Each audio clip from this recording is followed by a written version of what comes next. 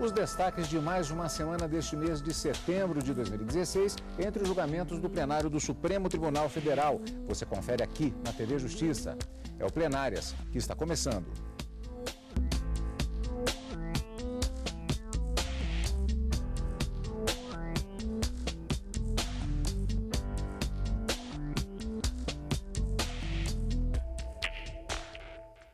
Hoje com os principais momentos da sessão do dia 8 de setembro de 2016. Karina, a véspera, quarta-feira, dia 7 de setembro, como o próprio nome já diz, é um feriado, foi o feriado nacional do 7 de setembro e por isso nós não tivemos sessão naquela quarta-feira. Sessão única, dia 8 de setembro, mas com uma movimentação muito grande, inclusive o registro de que se tratou da última semana do plenário do Supremo Tribunal Federal sob a presidência do ministro Ricardo Lewandowski. Ele será substituído pela ministra Carmen Lúcia para um mandato de 2 anos, já na semana seguinte. Exatamente, Cadu. Na próxima semana, a Suprema Corte já será presidida pela ministra Carmen Lúcia, uma vez que a data da posse está agendada para a próxima segunda-feira, dia 12 de setembro. E aí será dada continuidade aos trabalhos no plenário do Supremo Tribunal Federal. Mas não obstante nós tivemos uma única sessão plenária nesta semana, no dia 8 de setembro, os trabalhos foram bastante proveitosos ou produtivos, vamos dizer assim, principalmente em razão do julgamento do mandado de segurança interposto por Eduardo Consentino Cunha, que tentava, de uma certa forma, brecar a votação, que também está agendada para o dia 12 na Câmara dos Deputados, sobre a cassação do seu mandato como deputado federal. Nesse mandado de segurança, houve um julgamento, por maioria os ministros acabaram denegando a ordem, mantendo todo o procedimento como não eivado de qualquer dos vícios, dos 5 vícios apontados por Eduardo Cunha, mantida, portanto, a condução ou a recomendação da Comissão de Constituição e Justiça da Câmara dos Deputados para que o plenário possa deliberar sobre a cassação ou não do mandato de Eduardo Consentino Cunha por quebra de decoro parlamentar. Ainda na sessão de quinta-feira, uma lei do estado do Mato Grosso do Sul também foi declarada inconstitucional por usurpação da competência da União para legislar sobre licitações e contratos. E ainda um outro julgamento que já havia sido iniciado foi retomado na quinta-feira, mas a conclusão ainda não se chegou ao plenário do Supremo Tribunal Federal em razão de um pedido de vista, de um novo pedido de vista, agora feito pelo ministro Teori Zavascki. Ele já havia se manifestado, mas pediu vista mais uma vez em razão das deliberações que acabaram acontecendo na ação penal que acabou condenando Ivo Cassol, o senador Ivo Cassol, por conta de ações que teria praticado, também envolvendo licitações, fraude à licitação, quando era prefeito de um município no estado de Rondônia. Esse julgamento deve ser retomado em breve com o voto vista do ministro Teori Zavascki. Então, e ainda no finalzinho, não é, Cadu? Nós tivemos a homenagem ao ministro Ricardo Lewandowski, feita, como sempre, pelo decano da Corte, ministro Celso de Mello, enaltecendo a gestão, o biênio do ministro Ricardo Lewandowski à frente da presidência da Suprema Corte e fazendo as despedidas, não é? Seguindo de vários outros advogados que falaram, o Procurador-Geral da República também se manifestou, encerrando esse biênio, como você disse, última sessão plenária presidida pelo ministro Ricardo Lewandowski, na próxima semana já sob a presidência da ministra Carmen Lúcia. Exatamente, ainda nessa edição vamos ver como foi em matéria especial essa homenagem feita ao ministro Ricardo Lewandowski, na última sessão presidida por ele, última sessão plenária presidida por ele, e com a homenagem do ministro Celso de Mello e também com o discurso do ministro Ricardo Lewandowski. Vale lembrar para você, amigo da TV Justiça, que esse programa ele é reprisado durante a semana. Então, possivelmente, quando você estiver assistindo já na semana seguinte, a realização deste apanhado sobre a sessão do dia 8, é possível que você já o assista na reprise, depois de que alguns fatos já tenham acontecido durante a semana, inclusive a própria posse da ministra Carmen Lúcia e do ministro Dias Toffoli, respectivamente, como presidente e vice do Supremo Tribunal Federal e também da movimentação que acontece no Congresso Nacional e que passou sob julgamento em matéria específica que vamos ver dentro de instantes aqui no plenário do Supremo Tribunal Federal. Só para situá-lo no tempo, você vai acompanhar no final de semana, mas por conta das reprises também é apenas necessário esse pequeno esclarecimento. Vamos, portanto, para a sessão plenária desta quinta-feira. O plenário do Supremo Tribunal Federal negou o pedido do deputado afastado Eduardo Cunha para suspender processo de cassação do mandato dele. O plenário da Suprema Corte negou o pedido do deputado afastado Eduardo Cunha para suspender o processo de cassação do qual ele é alvo na Câmara dos Deputados. O ex-presidente da Câmara responde a processo de cassação por quebra de decoro parlamentar. Ele é acusado de ter mentido à CPI da Petrobras em março do ano passado sobre a existência de contas correntes na Suíça em seu nome. A previsão é de que os deputados votem o pedido de cassação na próxima segunda-feira. A defesa de Eduardo Cunha alegou no STF que ele não poderia perder o mandato enquanto estivesse afastado de suas atividades na Casa Legislativa por ordem do próprio Supremo. O advogado de Cunha disse que o deputado está sendo julgado na Câmara com base no seu nome, sem levar em conta seus direitos. O meu cliente está sendo julgado pelo nome na capa e não pelo direito dele. Essa é uma realidade que eu preciso, não tenho como não dizer a vossas excelências. A maioria dos ministros acompanhou o voto do relator ministro Luiz Roberto Barroso para manter o andamento do processo de cassação de Eduardo Cunha. O ministro afirmou que não havia identificado irregularidades no andamento do processo que tenham restringido o direito de defesa do ex-presidente da Câmara. Havia 36 presenças contabilizadas na hora da abertura, que foram colhidas pela Secretaria da Sessão da seguinte maneira, abro aspas, para transcrever as informações prestadas pela Comissão de Constituição e Justiça. No que tange aos membros titulares, todos aqueles que registraram sua presença eletronicamente no painel foram considerados para efeito de quórum. E 2, quanto aos membros suplentes, assevera-se que não há suplentes de deputados específicos nas comissões.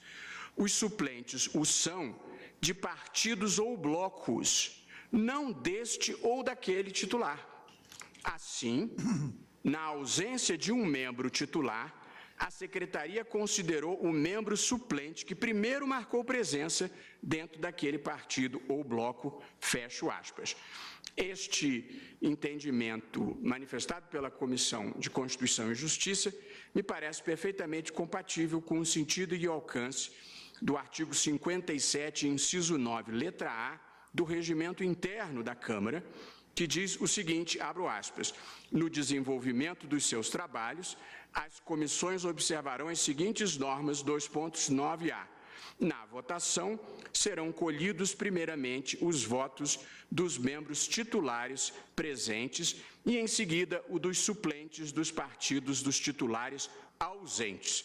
Portanto, os suplentes são dos partidos ou dos blocos de partidos e não propriamente dos titulares ausentes. Desse modo, a premissa do argumento segundo o qual haveria um suplente para cada titular simplesmente não é verdadeira, os suplentes o são dos partidos ou dos blocos parlamentares. De modo que também esse pedido eu indeferi. Eu devo dizer que, com a representação do mesmo ilustre advogado, o impetrante neste mandado de segurança ajuizou diversas outras medidas. 4 delas passaram por mim, não sei as que foram distribuídas aos demais colegas, de modo que penso que o direito de defesa e de postulação judicial, de uma maneira geral, foi exercido e com excepcional representação pelo impetrante, que, todavia, a meu ver, claramente não tem razão. Portanto, presidente, eu estou votando no mesmo sentido da liminar que deneguei, pela denegação da ordem, pela denegação do mandado de segurança. Pois não. É como voto, presidente. O ministro Marco Aurélio foi o único a divergir. A meu ver, esse processo, ele pressupõe o exercício do mandato. Terminado o mandato, ou estando o deputado licenciado, uma licença, por exemplo, médica, não cabe, a meu ver, cogitar da sequência. Corre-se o risco de chegar-se à cassação do mandato do impetrante quando se tem pendente ainda um pronunciamento do judiciário que retrata a suspensão desse mandato. É possível cassar-se mandato que está suspenso frente à decisão do Supremo? A meu ver, não, presidente. A meu ver, não cabe. A meu ver, impunha-se a suspensão do processo em curso na Comissão de Decoro da Câmara dos Deputados ante o fato novo, o afastamento do impetrante do exercício do mandato. Há um outro aspecto, presidente, que também está a merecer análise, que diz respeito ao quórum de instalação. Se apontou da tribuna que a composição mesmo da comissão de decoro, ela teria sido inobservada, no que, por exemplo, houve a participação de 9 deputados do Partido dos Trabalhadores, quando apenas 7 estariam a integrá-la. Do Partido da República, a participação de 6, enquanto 5 seriam os integrantes. Presente esse partido e presente a regra do parágrafo 1º do artigo 58 da Constituição Federal. Na constituição das mesas de cada comissão é assegurada, tanto quanto possível, e não se discute aqui a possibilidade, a representação proporcional dos partidos ou dos blocos parlamentares que participam da respectiva casa. Não confundo, presidente, essa participação com integração. Uma coisa é participação, algo diverso é integração. E essa integração ela fica documentada a partir do momento em que a comissão é constituída e, evidentemente, se tem como conhecidos os nomes dos titulares, penso eu, dos titulares e dos suplentes. Pedindo vênia ao ministro Marco Aurélio, e não obstante agora esse adendo que faz, sempre com muita substância, eu tenho em mãos e acabei de ouvir o voto do eminente relator e estou convencido, data vênia, mais uma vez, de que a ordem deve ser denegada. Proclamo o resultado, por maioria, denegaram a ordem, conheceram do mandado de segurança e denegaram a ordem, vencido o eminente ministro Marco Aurélio. Está encerrado o julgamento. Em outro julgamento, o plenário do Supremo suspendeu a análise de recurso do senador Ivo Cassol contra uma condenação que sofreu em 2013 por fraude em licitações. O crime teria ocorrido entre 1998 e 2001, quando ele era prefeito de Rolim de Moura, em Rondônia. O julgamento foi suspenso pelo pedido de vista do ministro Teori Zavascki. E no próximo bloco, nós vamos ver como foi o julgamento de uma ação direta de inconstitucionalidade contra uma lei do estado do Mato Grosso do Sul. E também vamos ver como foi a homenagem ao ministro Ricardo Lewandowski, que deixa a presidência do Supremo Tribunal Federal. Daqui a pouquinho, depois do intervalo.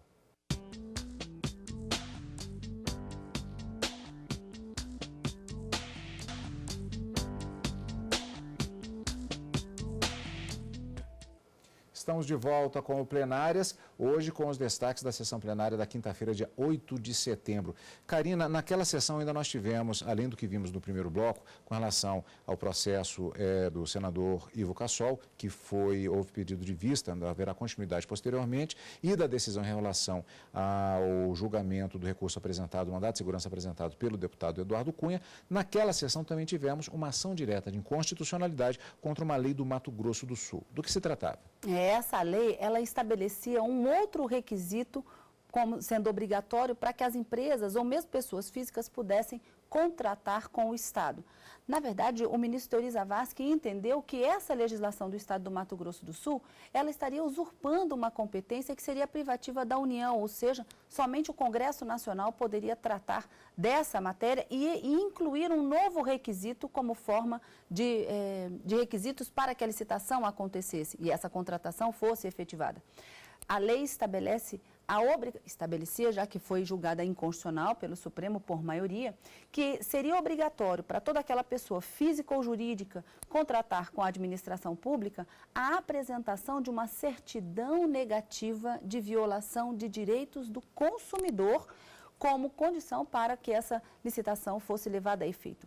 O ministro Teori Zavascki disse que é uma competência privativa da União legislar sobre esse tema, e quando se trata de normas gerais. E quando a legislação federal for omissa, a legislação nacional for omissa, os estados poderiam legislar para atender às suas peculiaridades, mas que não era o caso aqui especificamente. Acabou se julgando, portanto, procedente essa ação direta de inconstitucionalidade, mas ficaram vencidos o ministro Marco Aurélio e o ministro Celso de Mello, porque para eles não se tratavam de normas propriamente que envolviam licitações ou contratos de competência privativa da União, mas sim direitos do consumidor em licitação. E isso seria plenamente possível dentro da interpretação feita por esses dois ministros, mas que acabaram vencidos. O ministro Luiz Fux julgou também a ação procedente, entendendo também que essa lei do Estado do Mato Grosso do Sul seria inconstitucional, mas por um fundamento diverso daquele que foi analisado e fundamentado pelo ministro relator Teori Zavascki. Para o ministro Luiz Fux, haveria uma ausência de proporcionalidade na defesa do consumidor fixada por essa lei, o que, de uma certa forma, também implicaria numa violação da Constituição por ausência dessa proporcionalidade na medida legislativa. Julgada, portanto, procedente a ação direta de inconstitucionalidade, inconstitucional a lei do Estado do Mato Grosso do Sul, que exige, portanto, para a contratação com a administração pública do Estado, direta ou indireta, a exigência dessa certidão negativa de violação de direitos do consumidor. Sessão plenária desta quinta-feira, dia 8 de setembro de 2016.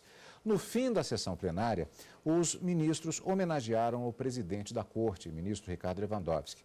Foi a última sessão presidida por ele, já que a ministra Carmen Lúcia assume a presidência da Corte nesta segunda-feira, dia 12 de setembro.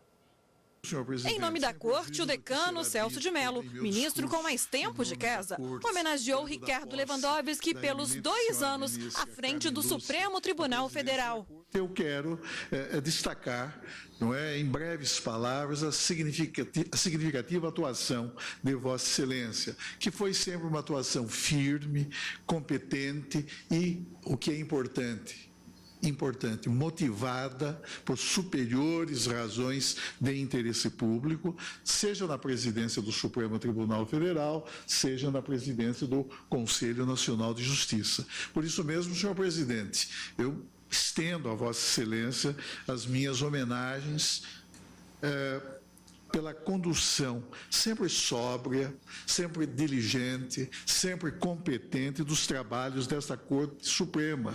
Trabalhos que Vossa Excelência dirigiu de modo democrático e urbano, como aqui foi ressaltado, merecendo por isso, e só por isso apenas, sem prejuízo de outros atributos valiosos que qualificam e exornam a personalidade de Vossa Excelência, mas merecendo somente por isso o profundo respeito de todos os juízes que compõem este Supremo Tribunal Federal. E é de destacar também, senhor presidente, o alto sentido de que se revestiram as diversas medidas que Vossa Excelência, ao longo desses 2 anos, adotou, sempre com elevado propósito, com a reta intenção de modernizar, de agilizar, de racionalizar os trabalhos e as práticas processuais no seio do Supremo Tribunal Federal e também em relação à própria instituição judiciária, em ordem a conferir, na verdade, real efetividade ao sistema de administração da justiça. Por isso, senhor presidente, receba a minha saudação e sinto que, de certa maneira, posso falar por todos os eminentes ministros desta Corte, mas receba, portanto, a nossa saudação, senhor presidente, os nossos melhores votos de plena felicidade e de muito sucesso na nova etapa que agora se inicia a partir da próxima semana, de sua atuação no Supremo Tribunal Federal, registrando que tem sido para todos nós um grande privilégio o exercício, poder compartilhar o exercício da jurisdição com Vossa Excelência. Um juiz digno, um juiz independente, um juiz correto, um juiz digno e merecedor de todo o nosso respeito. Muito obrigado, eminente decano. O subprocurador-geral da República, Odim Brandão Ferreira, elogiou a iniciativa do ministro Ricardo Lewandowski de implantar as audiências de custódia em todo o país. Pelo projeto, os presos em flagrante devem ser apresentados a um juiz em até 24 horas. As audiências de custódia, a meu ver, se por nada mais, e não acredito que assim o seja, o nome de Vossa Excelência não ficasse na história do Judiciário, ficaria por isso. O ministro Ricardo Lewandowski agradeceu as homenagens. Se há uma marca pela qual, ministro decano, eu gostaria de ser lembrado, é de ter realizado uma gestão inclusiva, democrática e participativa.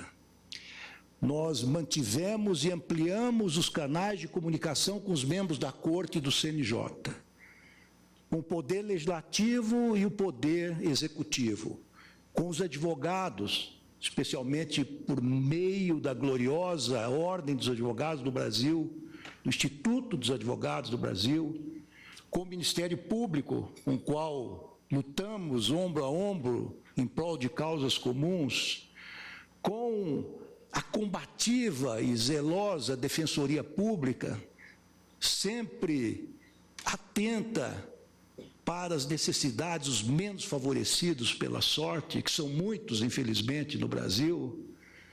Dialogamos com os juízes de todos os ramos e graus de jurisdição no nosso país, com as associações de magistrados, com os sindicatos de servidores. E repito, se porventura alcançamos alguns êxitos, devemos esses êxitos à colaboração de todos. Eu gostaria de terminar, depois de tantas orações muito eloquentes e reputo, de certo modo, imerecidas, que me foram dirigidas, com as palavras que tomo de empréstimo a São Paulo Apóstolo, dizendo que eu tenho a convicção íntima de que combati aquilo que eu reputei ser o bom combate.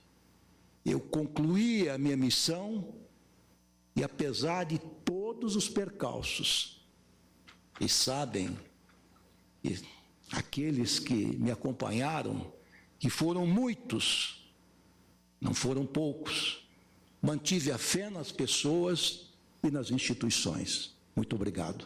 Está encerrada a sessão.